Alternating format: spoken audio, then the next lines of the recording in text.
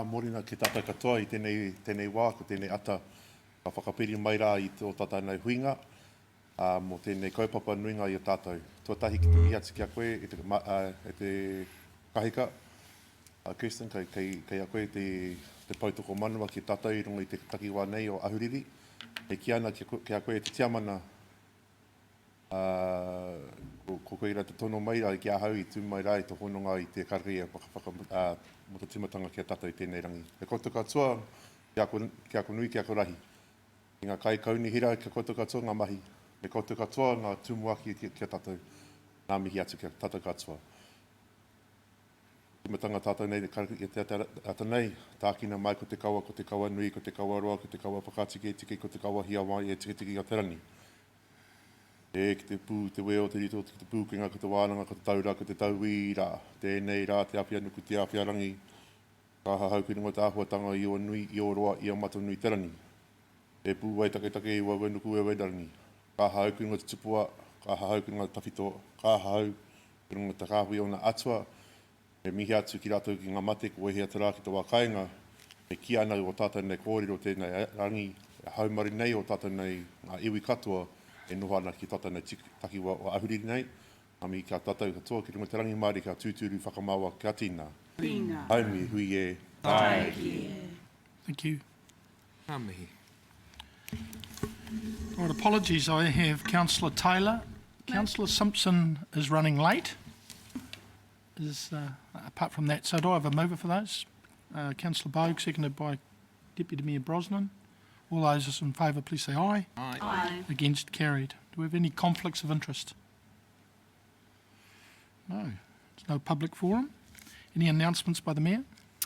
Yes, I'd just like to take a moment to acknowledge everyone that's been involved this week, councillors and staff alike, on the public meetings for the consultation on our revenue and finance policy. It's been a big week with 4 public meetings to talk to our community about the proposed changes that we are making for our rates, and also to acknowledge and say thank you to the several hundred people that took the time to come and attend those public meetings and share their thoughts and feedback with us. We are aware and acknowledge that the changes we're proposing to our rates calculation is having a significant impact on parts of our community, and I've been a bit like a broken record this week, encouraging everybody who has any concerns, issues or even ideas about how we could perhaps do it differently, please ensure you take the opportunity to put forward a formal submission, which you can do online on the Say at Napier website, or you can also collect a hard copy submission form from our customer services office in Dunvegan House on Hastings Street or the library. So I'm looking forward to hearing from everybody in the community who would like to make one of those submissions. Thank you. Thank you. I must commend you for your the way you were involved in the meetings and kept them running pretty smoothly. I have no announcements, but is there any notifications of minor matters not on the agenda? Thank you. So, announcements by management. John is going to give us a rundown of our capital program.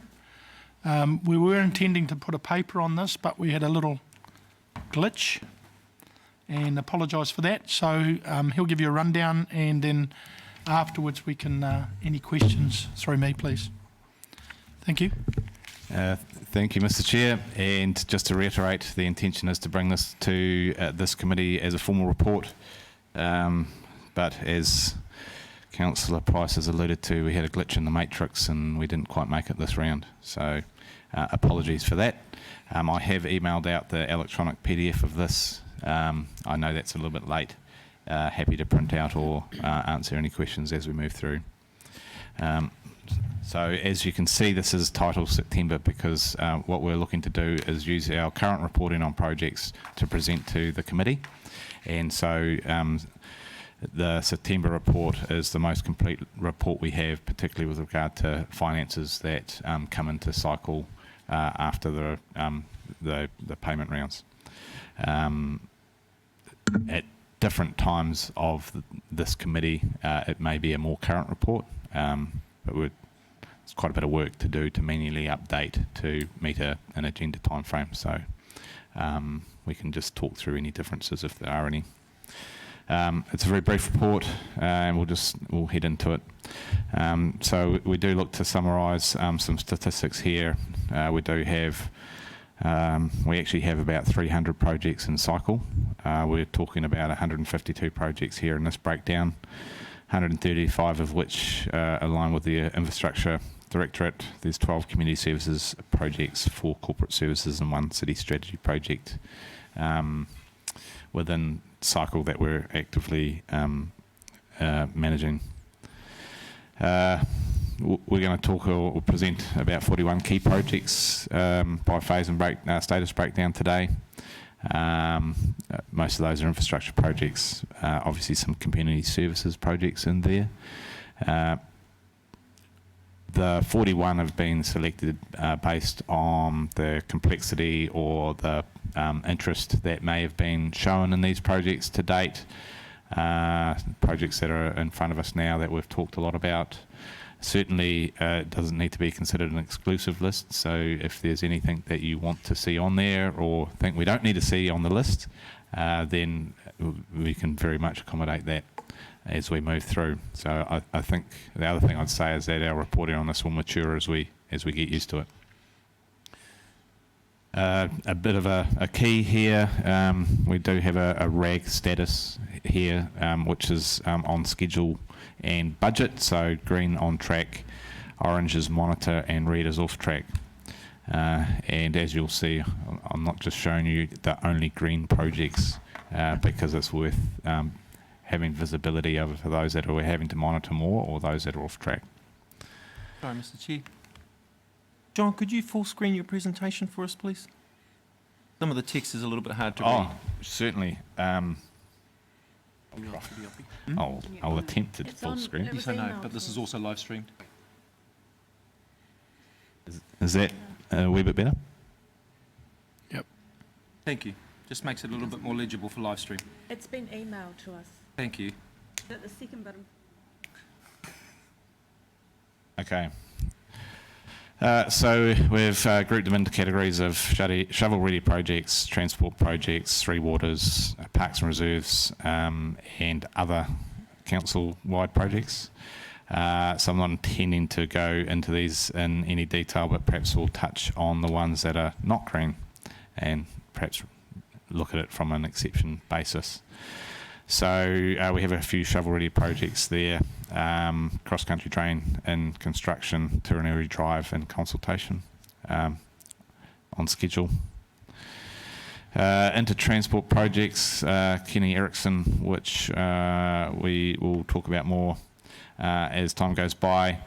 As you can see there, schedule is under monitoring. We're responding to some deadlines to meet requirements of developers in that space, and so we need to monitor that very carefully. Mariwa Shops improvement, you can see a read there under financial, so we're still working through design as we look to undertake detailed design, undertake an internal stakeholder review, and we've got a bit of work to do to get the tender by February next year. York Ave Auckland Road intersection, working towards completion of design, but we are a wee bit behind on schedule as we await resources from a design perspective. Marine Parade raised crossings, Miani Key traffic calming, Tom Parker traffic calming, under monitoring from a schedule point of view. We've got a bit of work to do to get through engineering approval and looking to tender those concurrently. So just a pause there. If there's any questions on those projects? Thank you. Councillor Moe. Thank you. Through you, Mr. Chair. Just a question about the Mariwa Shops. I wondered, the bottom line of the reason for red or amber status is that the last line? Discussion undertaken with sponsor due to budget. And what does that mean? Good point. Thrown together in haste there. When a cost estimate comes in, we compare that to budget. And if the cost estimate at that point in design is over budget, then we need to go back to the project sponsor, which in this case is Transport, to run through a process to either seek additional funding for the work or manage scope to work within budget. So it's a pretty standard piece of process when you have ample time to work through it. Okay. Anything else on those ones? Mr Brown. Thank you, John. Just a clarification on that number, the 1.48 million. Is that the cost of construction of the project, or is that the cost that it's taken to do 30% of the design? Well, that's definitely worth clarification. Yeah. That is the total cost of the project. Yeah. Brilliant. So that'd be a pretty gold-plated design at that value, certainly. Shall I move on to the next page? Yes. So here's our Three Waters projects. We'll just work through those. Should be on there. Perhaps looking at, by exception again, SCADA and telemetry upgrade. A wee bit of background here. Our base station for all of our SCADA and telemetry resides on the library building, which, as we know, we are not occupying, and we've been seeking an alternative, a permanent alternative site for that, what we call the Crow's Nest. And we were looking at a site up on Turinuri Drive there. However, its access has got restrictions, and while it's a perfect site from a location perspective, and the fact we already own the site, our access to that is restricted. That won't allow us full use of a facility such as this. So we've had to go back to our site selection process and look at the next best option. In the meantime, the Crow's Nest can remain on the library building until such a time as we refurb or demolish. So we need to have an alternative site by then. Mr Mawson. Through the chair, John, just one question. How often do you need to go to the Crow's Nest? Just talking about access. I mean, once it's all set up, how often do you need to go there? Personally, me, I don't not go you there. particularly. Can often be weekly, potentially more, but we don't want to have any restraints on that. The potential for this centre is to also be a location during emergency. If we have a civil defence emergency, we can operate our whole network from there, and potentially also house servers for the IT team as backup. So we really want to have full unencumbered access, and our easements to that site don't allow that. So we've got to look again. Wastewater treatment plant out for repair, financial and schedule under monitoring. We have a reasonable budget for the repair work, so we don't expect to go over budget, but we're watching that very closely because, as per the updates that we try and send out weekly, it is we learn something new about that asset every time the divers go down, and so we're having to adapt our approach daily almost. So we need to track our costs on that quite closely, just to ensure that we are fully aware of where that's at, and schedule is under monitoring because we simply don't know when we're going to complete the repair, and we obviously had some deadlines. HPRC have been included in the process to date, and they are well aware of the challenges that we're facing in that space. Pandora and Industrial Wastewater Main Rehab, red on schedule there. We're waiting a consultant report that we have received in draft, but was sent back for additional information. That is really to understand what caused the problem, so that we can address the cause of the problem and not just repair the symptoms. Deputy Mayor Brosnan has a question on this, or a couple of questions. Yeah, thank you, Councillor Price. I'm particularly interested in this one, John. Could you just clarify my understanding? When were we first made aware of the blockage?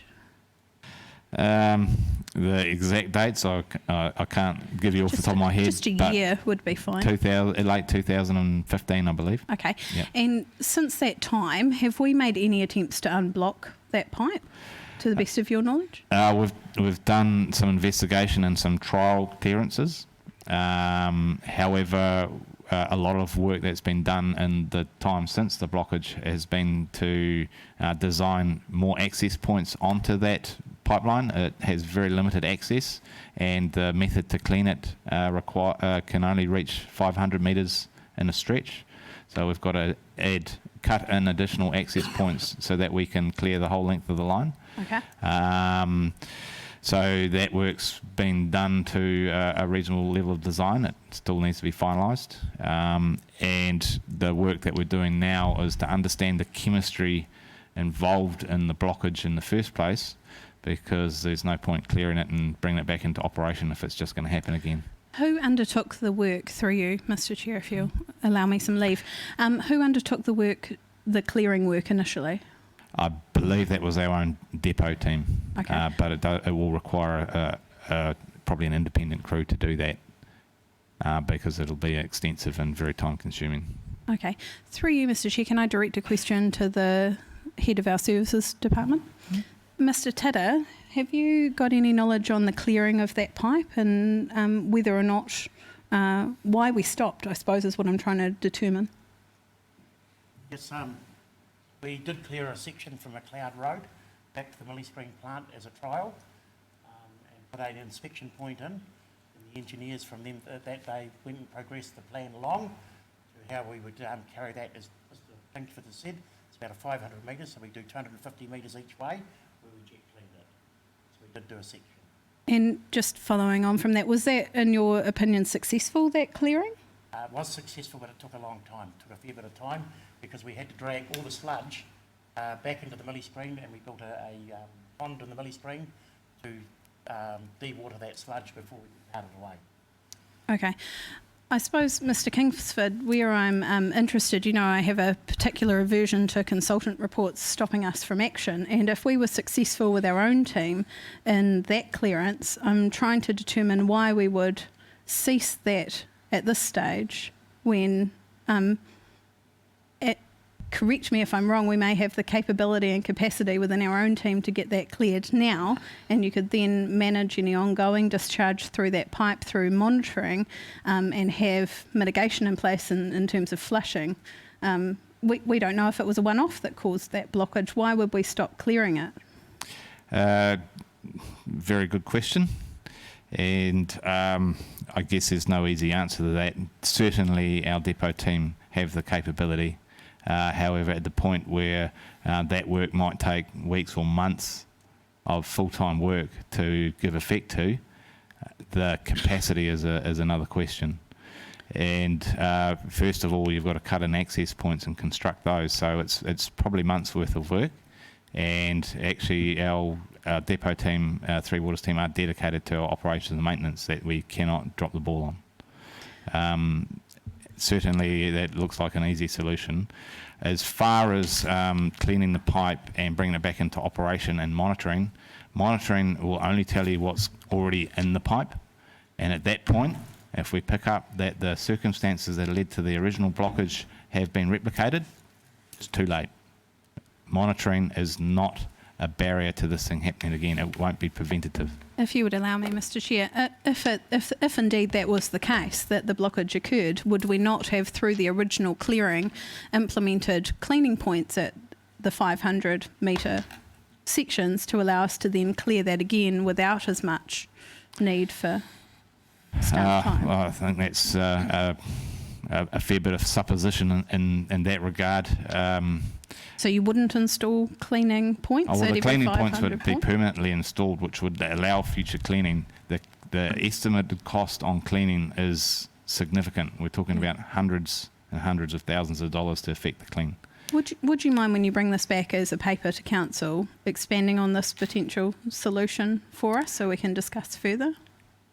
Absolutely, be my pleasure. as a bit of a heads up, because of the complex chemistry associated with the blockage, it's likely that we'll need some form of pre-treatment on the liquor, or that's what we call our mixed wastewater, that enters into that system to neutralise that chemical reaction. That is the draft advice that we've got, and it's where that might occur. Thank you. That is the challenge. So And- happy to bring a paper back. Thank you. And while I have you, I'd like to congratulate you on this report. It's new to council, and I think it's a really good dashboard for us. You mentioned in your introduction if we had any suggestions for things that we'd like to see on there. Sure. If at all possible, I'd quite like to see the stormwater wetlands work that we're doing on there in terms of the Lagoon Farm project. And also my favourite, planting urban drains. I'll search those out. Thank you. And I guess we can include those. That's no problem at all. From report to report, 6 weekly, you actually may not see a whole lot of progress because we've got long-term projects involved here. Happy to include anything you want to see there. Thank you. Okay, let's keep moving down. Sorry. The Mayor was... I beg your pardon. Thank you, through the chair. Just a follow-up question on the last comment you made about requirement for treatment of that wastewater before it enters the system. Would that be our responsibility or the businesses who are actually creating the wastewater? I think that's a $635 million question. Actually, it won't be that expensive, but that is a very good question, and that's potentially something that we might want to think about as we review our trade waste bylaw as well. Potentially, that might be on the discharger, or equally, it could be we could make it our responsibility and charge for that extra treatment of those people that are discharging trade waste into that system. The difference perhaps lies in how much control we want. So I think both are an option, and we really haven't started any thinking around that at this point in time. Okay, so currently it would fall to us by default under our current policy? I'm not too sure about that. Okay. I'd have to come back when perhaps we could cover that in the report that has been requested. That would be good. Thank Okay. you. I think it's pretty clear we needed quite a good paper on this to put before council, and a lot of things probably are still going to come out about it. Thank you. No doubt, and certainly we would have liked to have addressed this by now. There's a lot on. Rightio.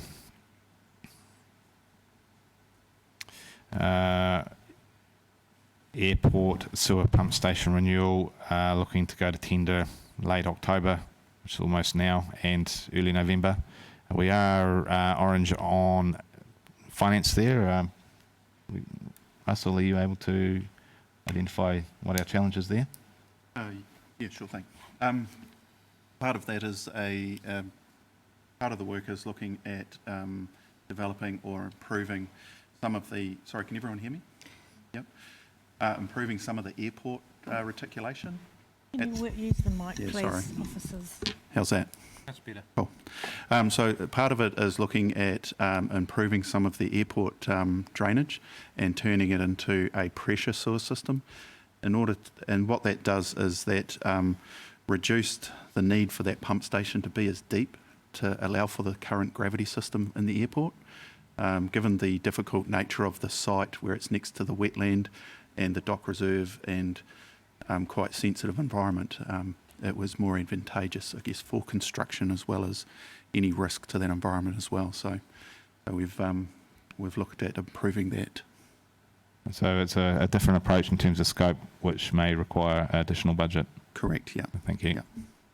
Certainly, I think we all appreciate that wastewater and the environment don't mix very well. So obviously paying a lot more attention to this one. Right, second page of Three Waters. Excuse me. Tamatera and Parkland's DMA, our metered area, looking to manage our dirty water issue there. Orange on schedule. They've been working very closely with our depot team, and they're procuring materials, and some of that has proven to be very challenging. So we're just looking at how we can try and pick up some of the delays that we've experienced there by running multiple sites concurrently as opposed to end on end. And there's still a bit of work to do there, particularly around additional capacity. So I think we have some opportunities there, but it's a little bit early to talk about that in detail. A1 picking points. John? Oh, I beg your pardon. Mia's got another question. Sorry. Sorry, just through the chair. So because obviously this is something quite important to me and I guess all of us, because it's part of our actions around addressing the dirty water issues. Do we have any idea of those timeframes at this point in time and what that scheduling might look like? The draft schedule looking at doing one site and then the other sees that work completed after Christmas. So we're looking at how we can bring on additional capacity that may require some innovation to run those sites concurrently. That would see that work finished, the physical work finished potentially before Christmas. That's our goal.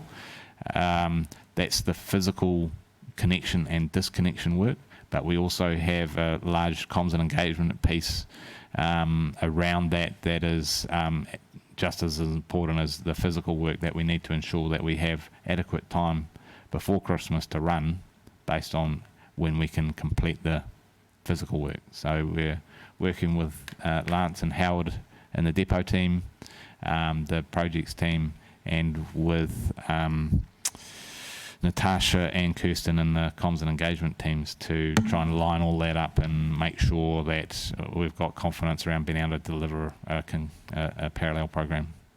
So happy to talk you through that in more detail offline as we build that picture. Thank you. You're welcome. Another question, Deputy Mayor Brosnan. Just in addition to this part of the table, could we add in the chlorine-free review? Certainly. Thank you. Yep. Hopefully someone's noting that over there. Thank you. Okay, pigging points. So we got multiple pigging points looking to be installed on the A1 trunk main. Multiple sizes there. We have separated that out into two projects. Both orange under finance and schedule, and I'm going to look to Russell again there.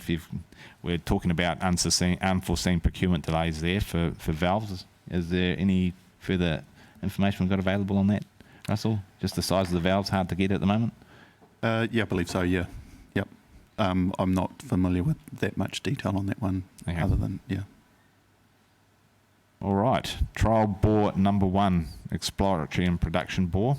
So this is Sandy Road bore, I believe. Correct. Yep. And as you can see their schedule, firstly we had delays due to COVID, and we actually adjusted scope on that project as we drilled to our design depth and went to a greater depth I see some spelling mistakes in there, that's no good. Sorry about that. So we've been analysing the water chemistry that's come out of that bore at various depths to determine whether or not that's going to give us an ability for very low to nil manganese water. And it's looking like that bore will not provide us any greater benefit over existing bores. So we're reviewing that approach. Enfield Reservoir, we're monitoring our financial situation there. We have a preferred site and we are negotiating with the owner there, and I guess our budget versus what they might be asking is the key question there. So obviously need to monitor that. Miani bore treatment upgrade. So this is the bore at the hall. That's school. So at Miani Hall and School, we have a bore that provides supply to those two properties, and we have a design for that. It's just undergoing peer review to make sure that we are going to meet the drinking water standards. Right. Parks and reserves, as you'd expect, all green. So I'm not intending to mention anything on these, other than perhaps Whakariri Ave Coastal Protection Works. We have final design. We've gone through additional consultation. We're now having to perhaps add an extra discipline to that project with regard to penguin care, coming off the learnings of the port with the work that they're doing on their major project upgrade and the work that we've done on Harding Road erosion protection. That's an extra piece of work that we're having to undertake. We will also be looking for an extension to the consent, which expires in May next year. That should be fairly routine. That will allow us to relax a bit on timeframes, not slowing the project down, but we need to give significant effect to the consent by the deadline, and that's getting quite tight with the extra work we're needing to do. And the penguin habitat can mean that construction can't occur at certain times of the year, and I believe after February is the preferred time. Other green projects, anyone want to dig into those ones? No? Great. Council-wide projects, the only one there perhaps under monitoring is a schedule around Ocean Spa upgrades there, and the comment there is we're awaiting a builder's report regarding some of that, and I think we were targeting, it had been deferred to 2021. I don't have a lot more information on that particular one. And that's the summary of projects in the list. We've obviously got some more to add for the next report and some reports to bring back. Is there any other questions at this time? Councillor Tapani? Mine's a simple one before we get to Councillor Simpson. Your last mention around Ocean Spa upgrades, the current known issues on infrastructure and waste, are they incorporated into that activity, or is that a separate line of work? I couldn't find it on the schedule, the next report. That's a great question. Thank you for that. That would be a separate piece of work. Yeah, we're still investigating what that work might be. So it's not technically a project as yet. So there'll be a follow-up question for item number 1 as a consequence. Thank you. Welcome, Councillor Simpson. Thank you. You Have a question. Thank you, through you, Mr. Chair. I may have missed discussion on this item late. The item under transport projects, Erskine Kennedy Road.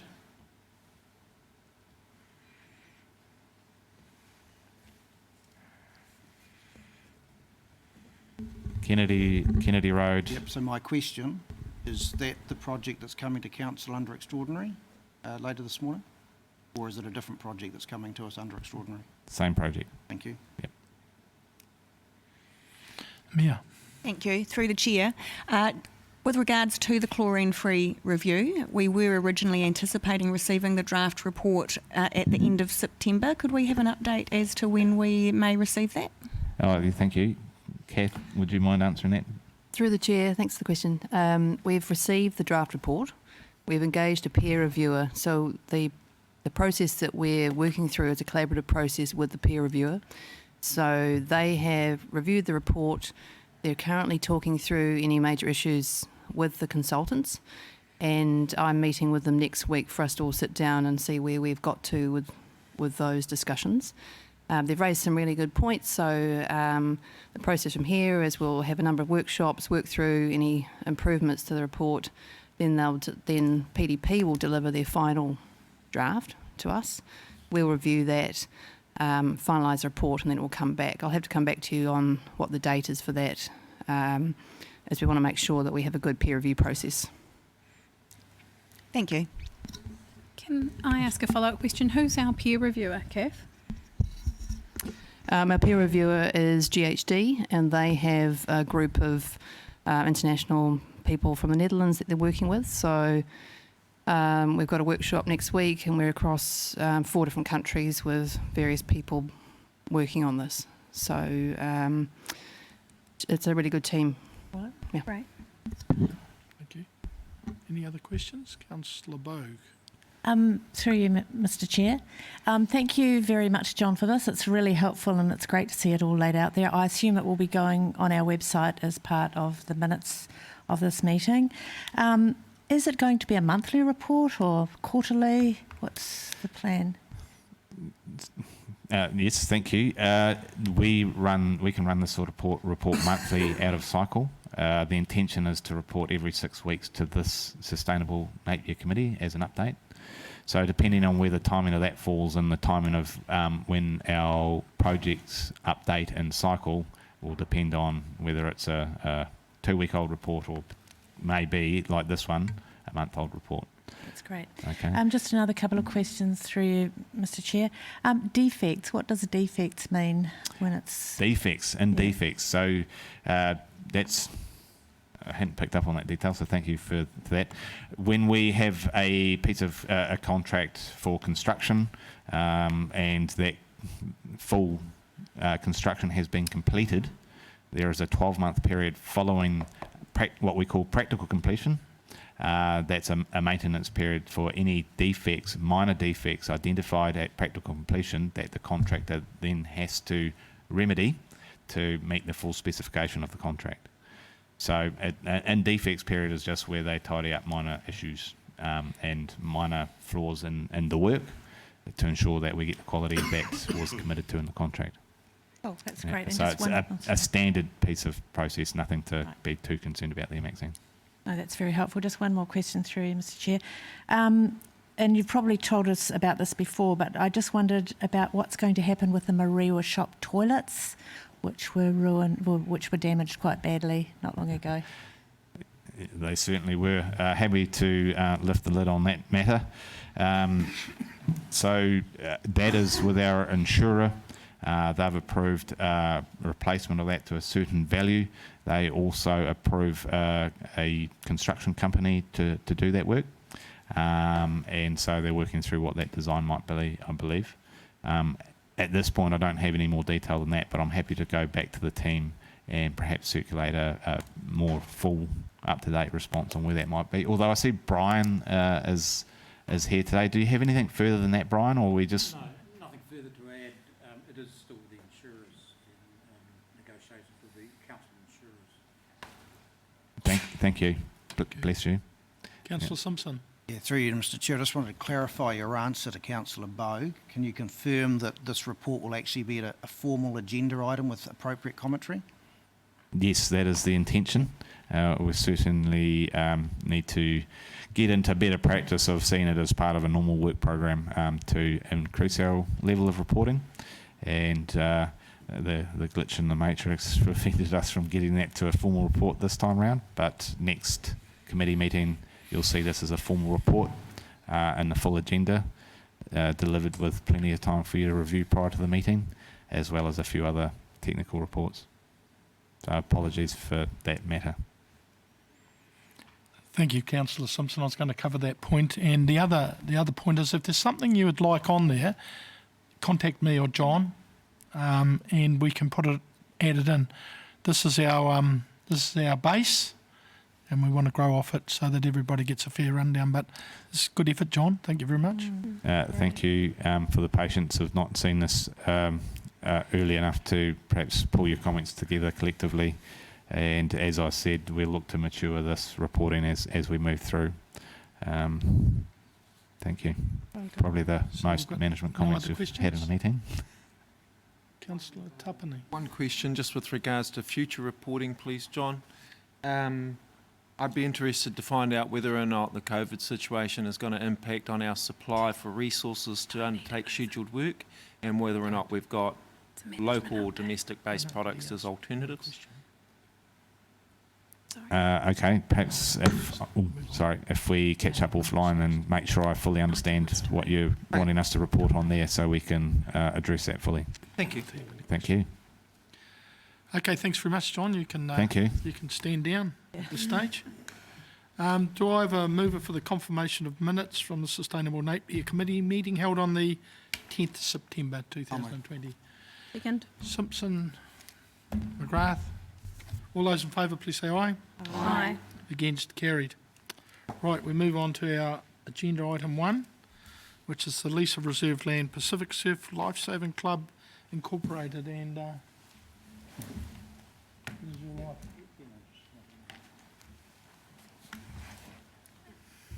Brian will just give us a rundown. And we have a lady from the Pacific Surf Club to give us any assistance. What's her name? Emma. Emma. Good morning. This is a bit of probably just a technicality really under the Reserves Act.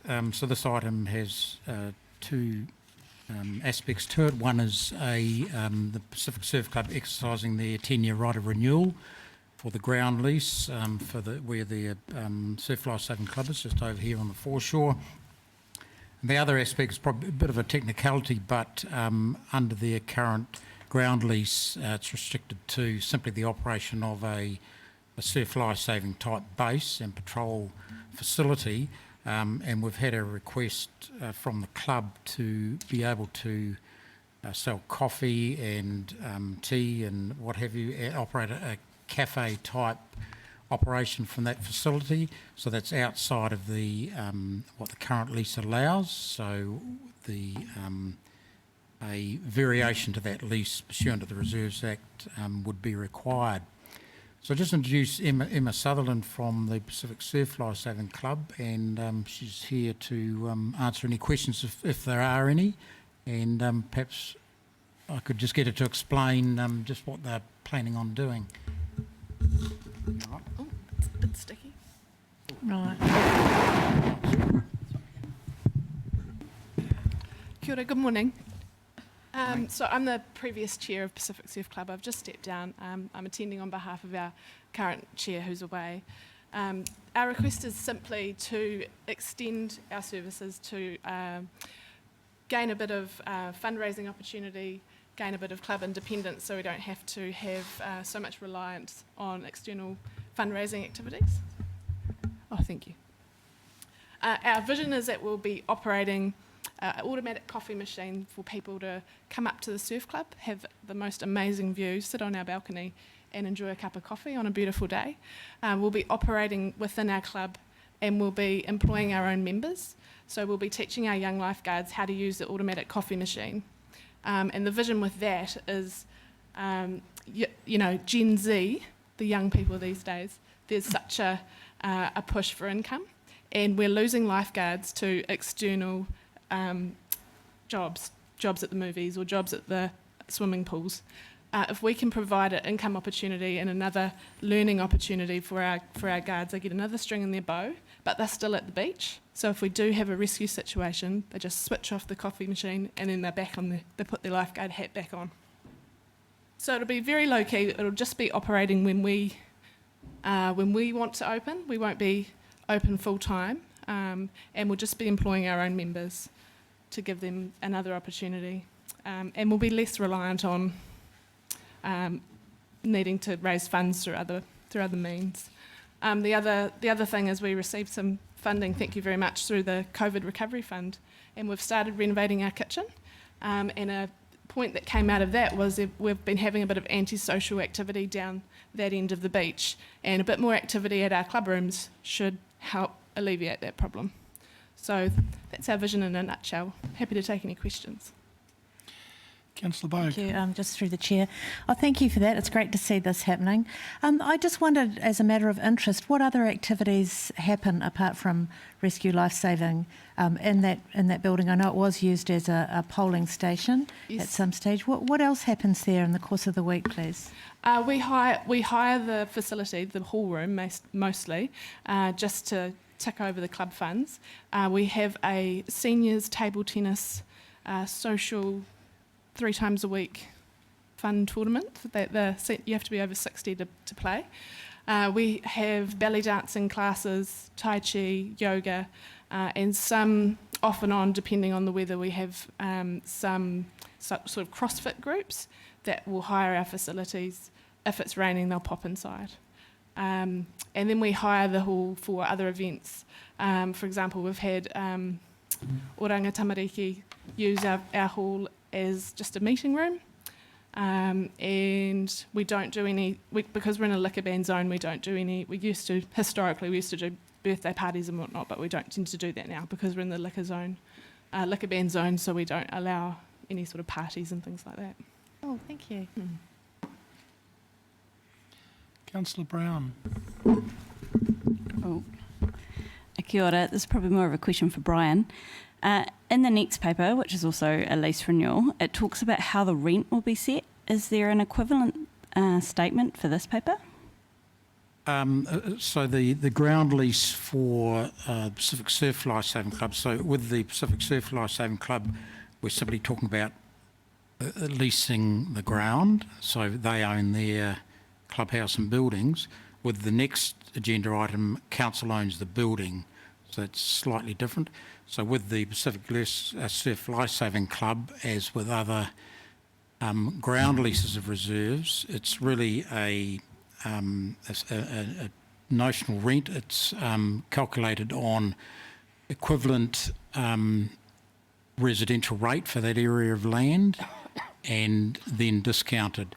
So the principle really is that with the community groups, historically council has deemed that we're not really in the business of charging full market ground rent for those community organisations, but how we recognise that they, in their activities, are using council services, so that clubhouse is obviously hooked to the sewer and it's using water and what have you. So as a, I suppose, a bit of a peppercorn rental, we calculate the, as I say, the equivalent residential rates that would be payable on that property if it was, you know, they're a private rate payer, and then we discount that again based on the community good factor of the organisation. That help explain that? It does, thank you. Right. Councillor Simpson. Through you, Mr Chair, I congratulate the Surf Club on your entrepreneurial endeavours. My question is probably more directed to Brian.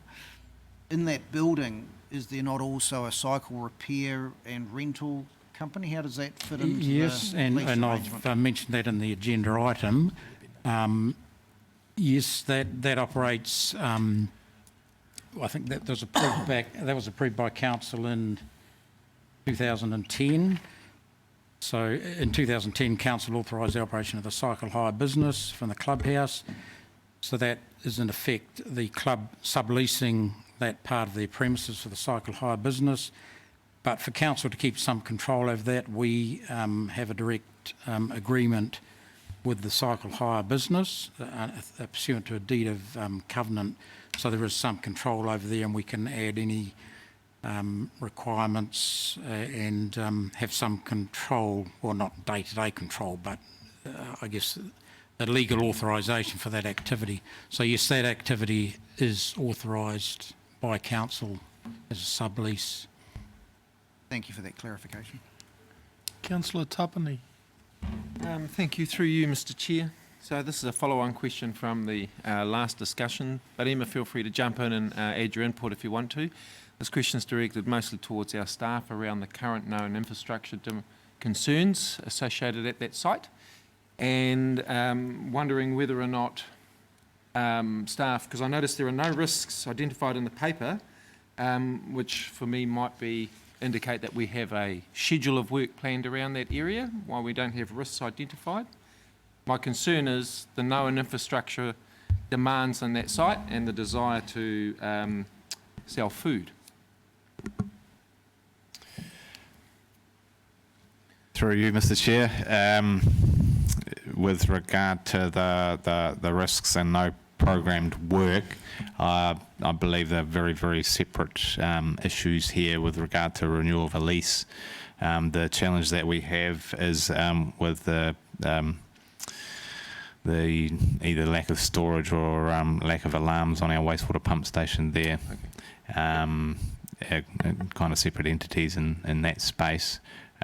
These issues come to our attention more recently, and we're looking to still in the process of scoping up what a project might look like to address those short and long term. Short and long term will be different types of intervention. Thank you for separating those two. That's cool. Given that the Surf Life Saving Club wants to expand their operations, do we think the short-term solutions are going to provide them the ability to do that with confidence? I need to give that some thought. I don't see any issue why they couldn't do that. Cool. The short-term solutions should be able to be put in place pretty quickly. There's also some non-asset related solutions that might also address the challenge that we have there. Thank you. Councillor Bogue. Yes, thank you, Mr. Chair. I just want to pick up on a comment Emma made about not being able to have events where liquor is served. I mean, we are in a liquor ban area here. Liquor is served and sold here at this War Memorial building, and I'm wondering why it is unable to be served, not that I mind, but, is unable to be served at a building just, a few metres along the foreshore. It might require perhaps some of the other staff to respond to that. If I could just respond to that. From our club's perspective, we've taken a holistic approach that while within the club rooms, if we have the appropriate licensing, alcohol is okay.